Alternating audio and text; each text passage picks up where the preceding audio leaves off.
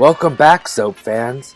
Today we're going to be looking back on how the primetime soap opera Dallas inspired the arrival of the One Life to Live family, the Buchanans. Asa Buchanan and his two sons, Clint and Beau. So sit back and relax, because it's time for another One Life to Live flashback, 1980. The Dallas influence invades One Life to Live. In 1980, the Buchanan era begins on One Life to Live.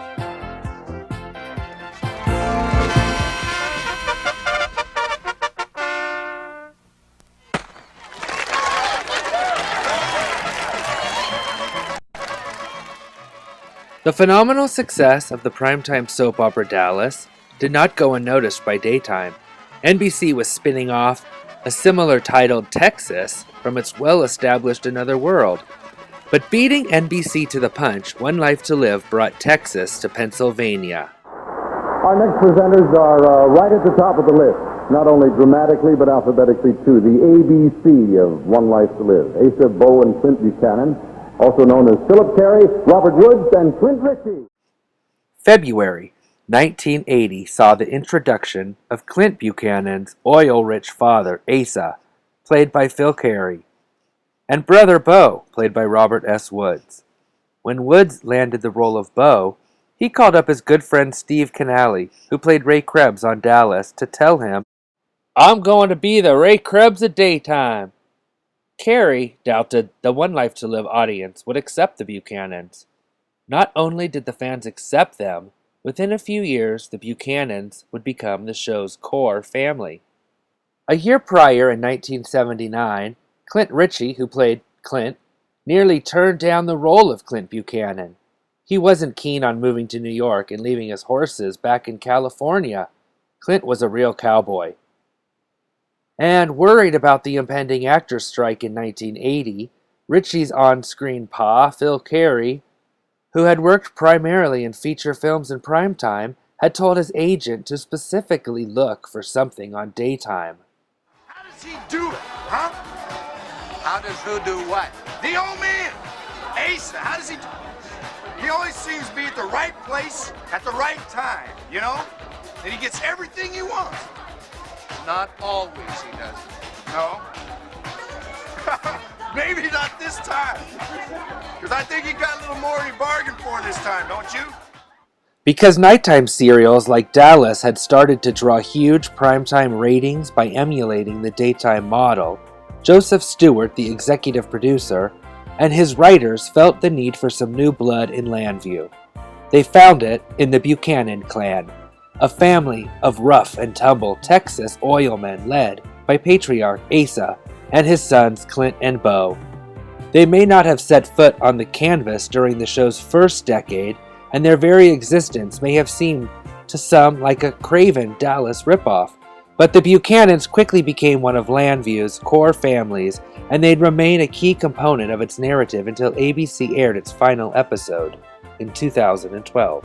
However, in the book Landview in the Afternoon, An Oral History of One Life to Live, the head writer at the time, Sam Hall, was quoted as saying, "I never thought about Dallas at all. I bought a house in Bucks County in the Hudson Valley. There was an estate on the Hudson that was bought by a man who was divorcing his wife. He bought this estate for his Texas mistress, who drove around in a convertible with a gun in the glove compartment. The Buchanans were all based on her." Do you all remember your first days at One Life? Oh, I remember mine, yeah. Can you back that far, Woodsy? My God. Well, I was thinking, when kids graduating from the first grade, that was, for me, that was 1954. So anyway, my first day on One Life was with Jeremy Slate. And I had to make an entrance in Beau's hotel suite. The entrance was straight up stage, and Jeremy had a phone call. He's talking away on the phone, and I got bored back there. So I walked around the set to where the cameras were and peeked around watching him. Then all of a sudden there was a sound effect of a doorbell, and he turned around and started walking to the door, and I'm watching him. I thought, holy, I got to be there. And I ran around the set And as soon as he opened the door, I didn't even have to let up. I came right through the door screaming at him about something. That was my first established book. That's great. Bob Woods had this to say about Phil Carey's first day as Asa. His first day he quit 3 different times. The first time was when he met the guys who were going to play his sons. He thought we were too old to play his sons, and he quit. Then we picked up the script, which was 3/4 of an inch thick. He wondered how much of that script they were going to do that day. When he heard all of it, he said, "You can't do this much in one day. This isn't acting. This is a whole week's work." He quit. Then in the afternoon, we were taping in the Lord Library. We would do 3 scenes in one act, and we'd do the entire act straight through. Phil had to sit and listen to everyone saying, "Asa is coming!" And then the stage manager, Ray Hostein, cued him, and Phil said, "This is BS. This isn't acting. I'm out of here." That was the 3rd time he quit that day, and he stayed for over 21 years. Paul's getting kind of old, and I think he's getting out of step with the times. It's kind of hard for me to imagine that, Paul. Yeah, I know it's hard for me to accept too, but these past couple of years have been pretty tough on him.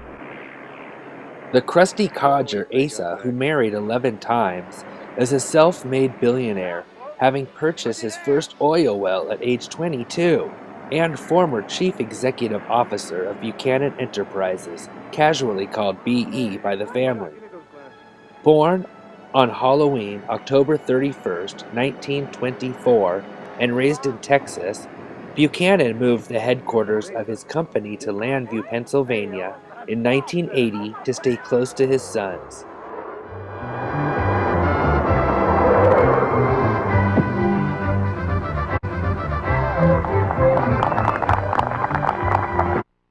Paul, you all right? Asa, you all right? He's got the wind knocked out of me. How'd you do? Did you hurt your knee again? No, not my knee. Tell you what. Now you listen good. You are not a Buchanan. You just work for us. So from now on, I give the orders. All you have to worry about is how fast you just carry him out. Sure, Bob. When the character of Bo Buchanan was first introduced on the show, he was allowed to pick out the Western-themed apparel he'd be wearing on camera. When Asa got to town, he really wanted to work things out with his son, Clint, who had disowned him at a young age. I got a few things I like to work out in my mind. Anything I can do to help? No, it's just Clint and me. Probably a waste of time. But I don't give a damn. I am going to give it my best shot. Before shooting his first scene with Phil, the actor Anthony George, who played Will Vernon, teased him about Asa's fur-collared overcoat. He said it was something Joan Crawford would wear. If this doesn't work out, I'm heading home right away.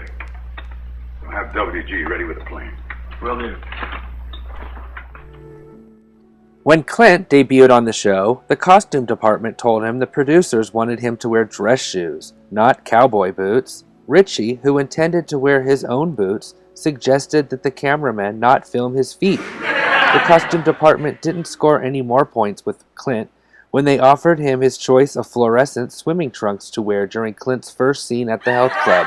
Richie, who used to manage a gym, opted to wear his own sweatpants. He also grabbed a spray bottle and turned it on himself to simulate sweat, something he thought Clint should be doing at the gym.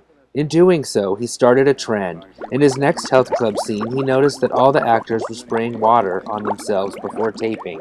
Bob Woods also said, "I remember the early days more than I do everything in between, more than I do a month ago. I first tested in California for Richard Abbott, this newspaper guy.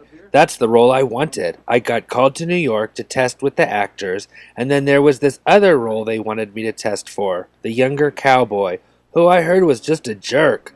I really wanted to be the newspaper guy, so I came back to test. The Pope was in town, and Wayne Massey, who ended up playing Johnny Drummond, was testing also. I slept in Christian Slater's twin bed. Because there were no hotel rooms in town, I slept in Christian Slater's bed. So I did the Richard Abbott test, and then I read the cowboy role with Erica Slezak. I did a Western Texas accent. After I flew back to California, my manager asked, "You still want to turn down the cowboy role?" I said, "No, it was kind of cool." And he said, "Good, because that's the role they offered you." So within a few months or so, I flew back and started. The subject of the weather, why don't you pick another one? Well, fine, anything, but nothing about the past. Well, I don't know what else we got to talk about. That is it, Clint. I am leaving. My stomach can't take digging in the past. Bryn Thayer said, When the Buchanans came to town, here were these three gorgeous men. Of course, we never knew when people were coming or going. And here they were, imported from California, which was a huge deal. The Buchanans had their own style because, of course, Bobby, Clint, and Phil had their own style. They ended up with these three great actors who worked really well as fathers, sons, and brothers. Good to have you back, boy. Look, boss, if we're going to get anywhere with each other, we're going to have to be just as straight as we can be. I'm not back. I'm the same fellow I was when you walked in that door. I accept that, Clint. All right, I just wanted to make it clear. Sit down. Okay. Bob Wood said, "We became really tight real fast, the three of us. We all came out from California around the same time, and we were sort of odd. There wasn't anyone else like us on the show." Erica Slazak said, They became a real triumvirate, the three of them, Phil, Clint, and Bob. They were very funny together. I loved Phil. Oh my God, I loved him. I used to say to him that I was sorry our characters were never married, because that would have been so much fun. I think Vicky was the only one he never married. The nominees for the Outstanding Variety Program are... Wait a minute. You can announce the nominees all by yourself? Well, why not, then? I'm the head honcho at the ranch. Well, I figured we might split them up. They got one for each of us. Hey, Clint, there's only two nominees. As I was saying, the nominees for Outstanding Variety Series are... When Bob Woods was asked if he knew that the Buchanans would become such an iconic family, he said no. We didn't think about it. We were outsiders. I didn't realize what was going on, that people were leaving to make room for us. We did hear someone say, "I wish I had a cowboy hat. Maybe I could get a few days' work around here." We thought this was fun. We were tight. We were going out every night after work, having dinner, drinking, fooling around on Columbus Avenue. We were all grateful to be working. Phil used to say, "We're in the witness protection program. No one watches us. Nobody sees us." And I said, "How can you say that? Everywhere we go, we're recognized." Phil was bigger than life, 6'4". He couldn't hide from anything. And when the three of us were together, we were always recognized. Can you talk about the Bucky boys? Share some Phil Carey and Clint Ritchie stories? Gosh, yes. There's no censor now. You can go for it. There's some of them that we, I don't know. You know, when we first started, we used to have a complete run-through dress, and we shot the show in order and everything else. And we started going out to lunch, and was there back, the acting coach? Yeah, the coach, and the once we got through dress rehearsal was all right, but the dress rehearsals could be crazy, and then everything settled down by the time we actually taped it. And I don't know, there are all kinds of Philly stories. Bucky was much more serious than Philly, and Bucky was Clint. Mm-hmm. But Phil, like Hillary was saying, he could really mess with you. I used to write my lines sometimes. I'd write on the wall. I had a hard time saying a line, so I wrote it just over his shoulder. I turned him around, grabbed his arm, turned him around. We got through dressed, and I thought, oh, great. I got through there. We went to tape, and then when I turned him around, he shifted and stood right in front of where I'd written my line, and just gave me that look And like. he knew it, and he knew it too, didn't he? Oh yeah, he's looking at me like, yeah, stuff like that. But we got him plenty too. I used to stay up. Oh, I used to drop a bat on a string when he was in jail. You don't tell me you're still riding the fence, are you? I sure do. They were great together. Getting to be part of their storyline and hang out with them off the set was just wonderful. I remember one time they were over at the Tavern on the Green and a big fist fight broke out, all three of them. And then they started calling the Tavern on the Green the Bucket of Blood. They were great together. For everybody, and especially the birthday girl Sam. Bob Woods on the famous acting coach. We used to go to one place. Philly would call it seeing his acting coach. They kind of knew where he was going when he talked about the coach. Julia Montgomery, who played his love interest, Sam, said he was on Percodan every day and drinking at lunch. He was a nightmare. While Joe Lando, who played Jake Harrison, said, going to see the acting coach. Oh, we did that for my character's bachelor party. They shot that on a Friday night, which was crazy. To put all these guys on the set right before the weekend, we all went out and met the acting coach, who was a bartender around the corner that Phil and Clint would always talk about. We had a few martinis, came back, and hijinks ensued.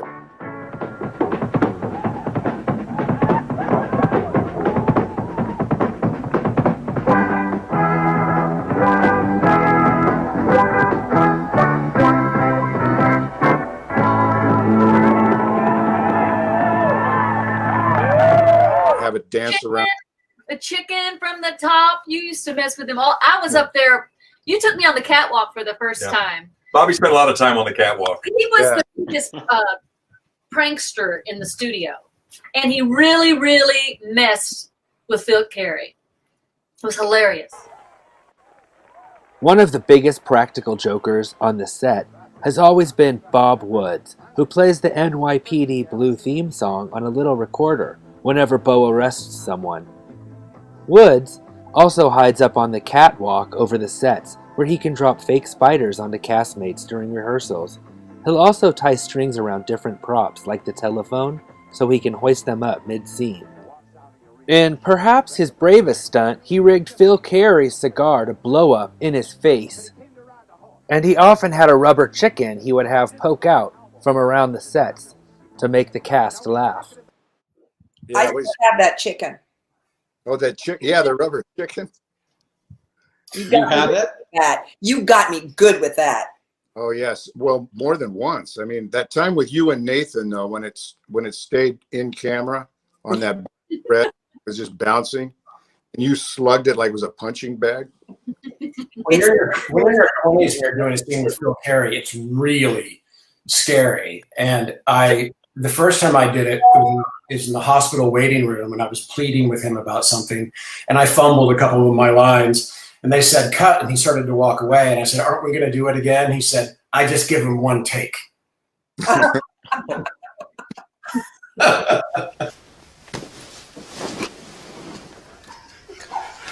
Okay, come on. Get him. Come on. Come on. Okay, Wayne, Anthony. Trying to be on a 5 here.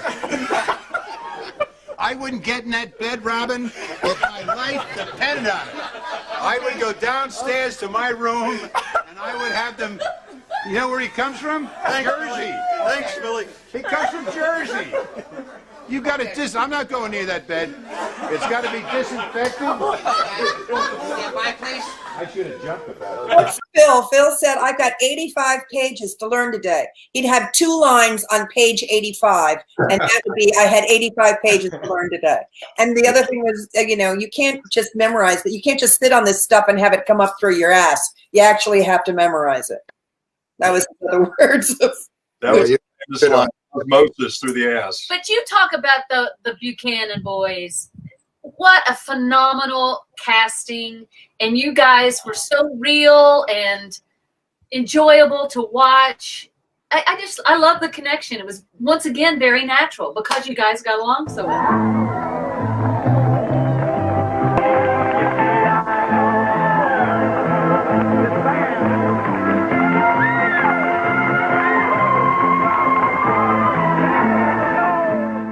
Quickly on the show, we figured out what was happening. It took a few years to realize that Asa would have many wives, Clint belonged with Vicky, and Bo and Clint would fight over the same woman for several years. Most notably, Delilah Ralston.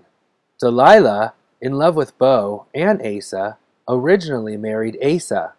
However, after Asa faked his death for the first time, she decided that she could no longer be with him and decided to be with Bo after they fell in love.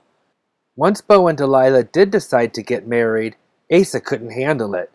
He even bought the building that they were going to get married in so he could condemn it and not have the wedding go through. I'm going to leave you with one of my favorite scenes, that scene in particular right here. And I want to thank everybody for watching. Please remember to share this video, like, subscribe, and comment below. This is Bo and Delilah's wedding. Your invitation, sir?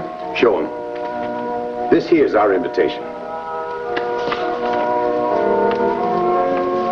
The building is condemned? That's right, son.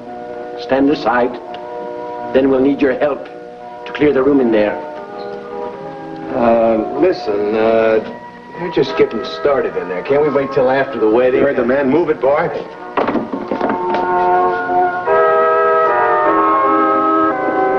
What's going on, boy? What are you trying to pull? Looks like maybe they knew about the condemnation notice, huh? Low down, no good sons of banshees.